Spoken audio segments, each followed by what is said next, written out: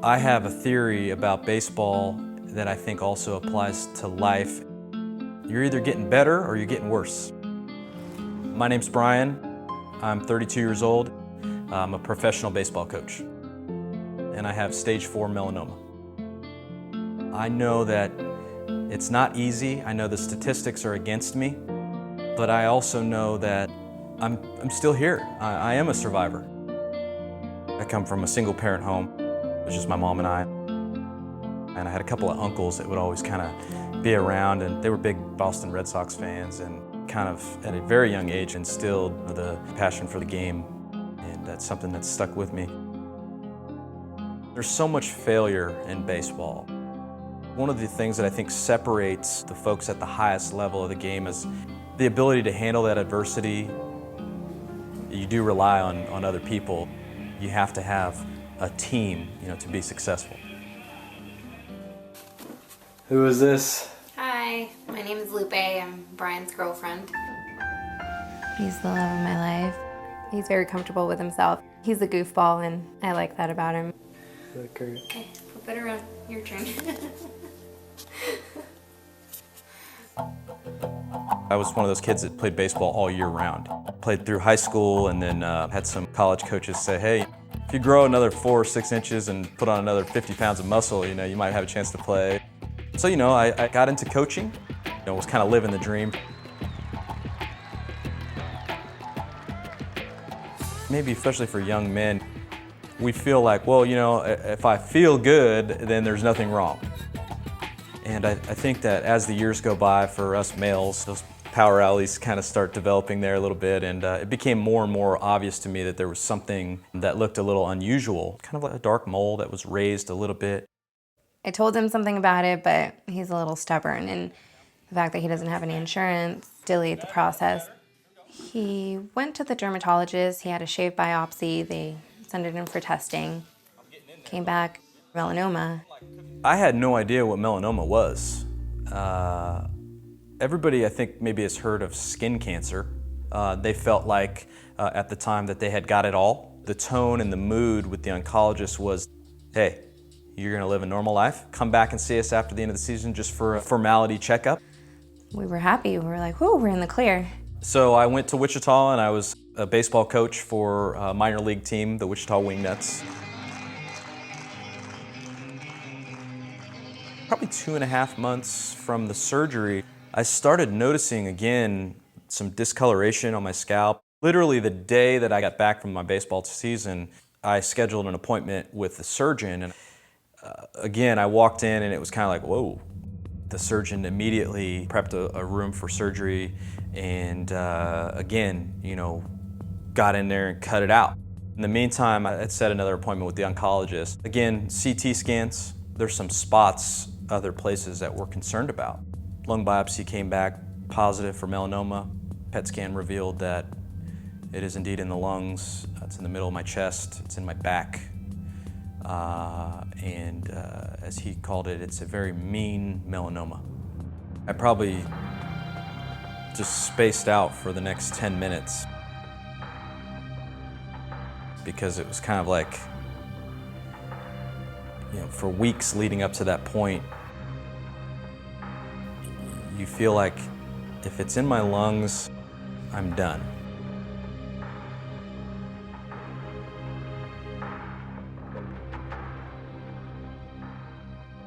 It's hard now, but we'll get through it. We just have to get through it. He's the most important thing right now. I'm just there to help him if he needs anything.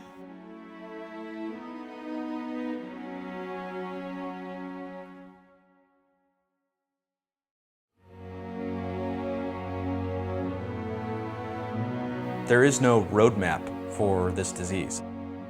I knew nothing about these treatments. I knew nothing about these clinical trials. Sort of, a little bit of that adversity kicked in because I didn't have health insurance. You can call and ask questions, but all they really want to know is, do I qualify? They don't really, if I don't qualify, there's no use in them spending the time explaining how it works or what it does. It's Brian, B-R-I-A-N. My middle initial R, and then my last name. I'm now a week away from the diagnosis. It's been a week. I know the right treatment's out there. It's just a little tougher when you don't have the insurance and you don't have the means to write a check to start, in some of these treatment programs. I felt distraught. I feel like we're too young to be going through this. I'm only 26, he's 32. I just think this is hard, really hard.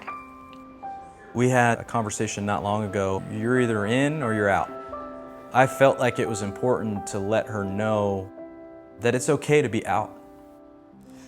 I definitely thought about it. It's something, and I felt selfish for thinking that maybe I can't handle this. It's better if I just walk away. It's not a thought that I want to have, but he understands that I'm human and that this is a hard situation for anybody. One day we were sitting at the table having some coffee and she says, I'm in. And now I know it's because she wants to be in and not because she feels like she has to be. I don't know how to explain it. I just couldn't walk away. As hard as it's gonna get, I just can't leave him.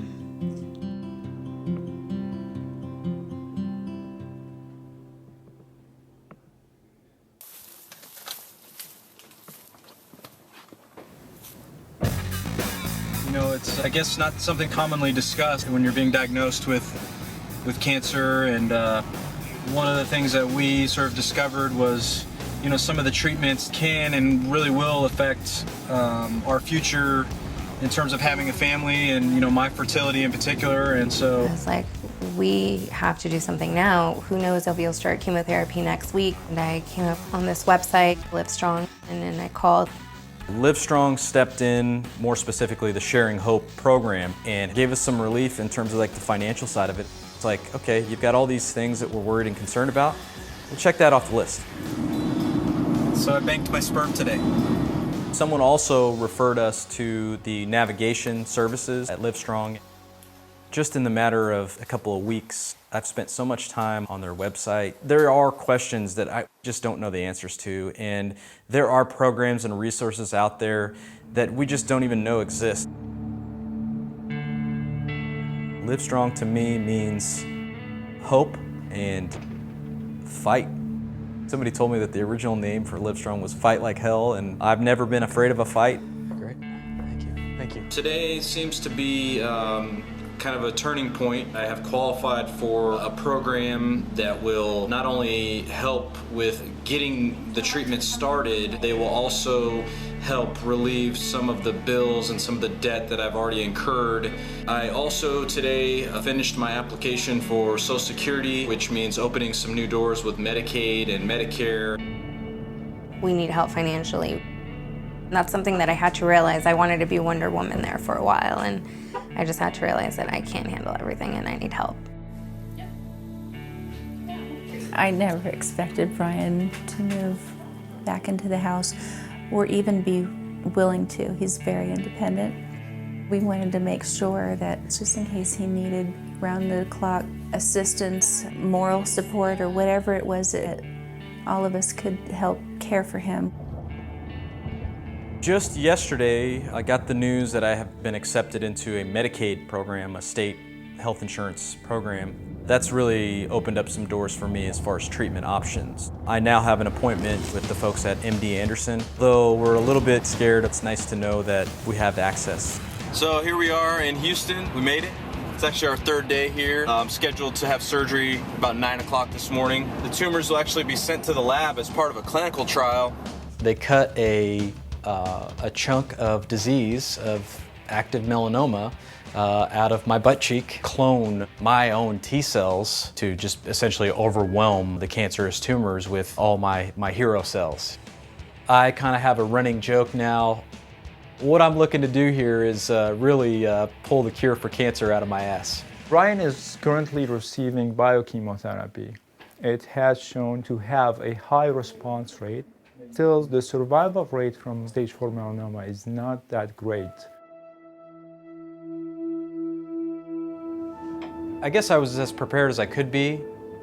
And I'm a very optimistic person, an upbeat person. However, I won't say that it's exactly what I thought.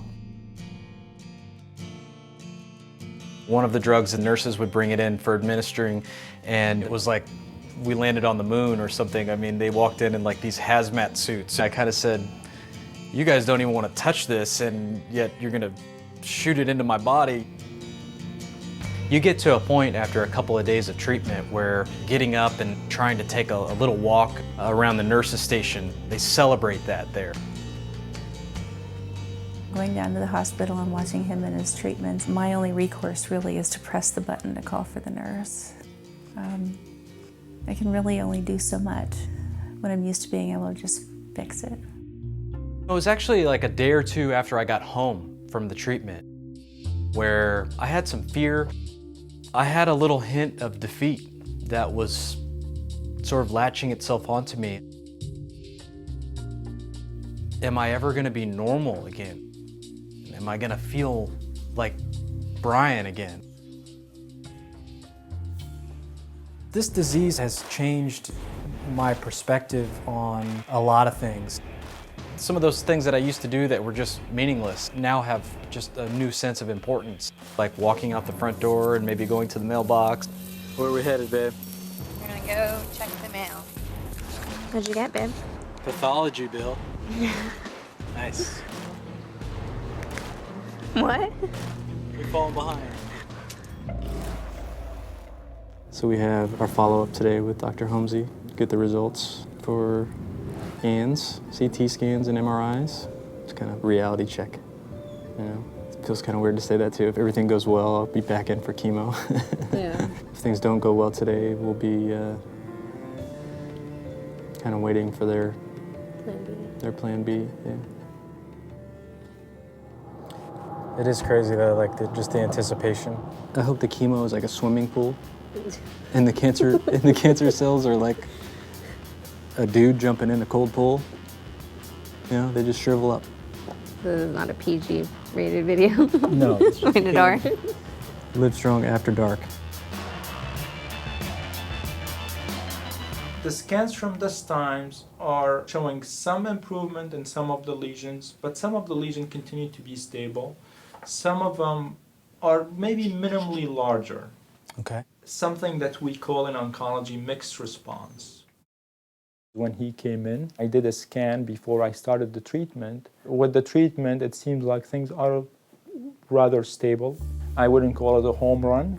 I do feel hopeful, so we'll go one step at a time. The next step is to continue with the treatment for at least 2 more cycles. Very good seeing you. Nice to I feel kind of relieved. I feel, you know, our expectations again coming into it were, you know, if there was no real advancement in the disease, that's a good thing. I don't know, I feel mixed emotions. Now we just have to wait for the next round of scans. Like you said, just take it 1 week, 1 day at a time.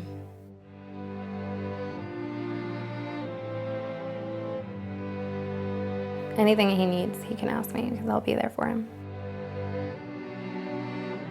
You can't hide from the reality of my situation.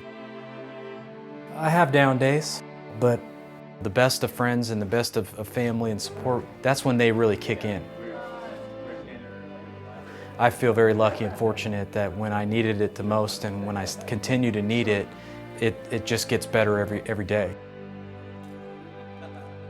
We're just all a family and we're all on the same team. Brian's a fighter. He's smart. He'll do some research on the best approach and he'll think it through. Once he's thought it through and once he's ready though, look out, because there he goes. I think it's just my personality to take things in stride, and I always try to find the purpose. What is this supposed to teach me? And I can't help but believe that the reason that I've made a career for myself in baseball leading up to being diagnosed with something like this and facing a challenge like this is, in baseball terms, the best players in the world, the Hall of Fame players, are going to fail 7 out of 10 times at the plate. There's a lot of failure in fighting cancer. If you're still worried about what happened last inning, you're probably not prepared for what's happening next inning. It's a huge battle ahead. Every 10 seconds in my mind, I remind myself that I'm fighting like hell.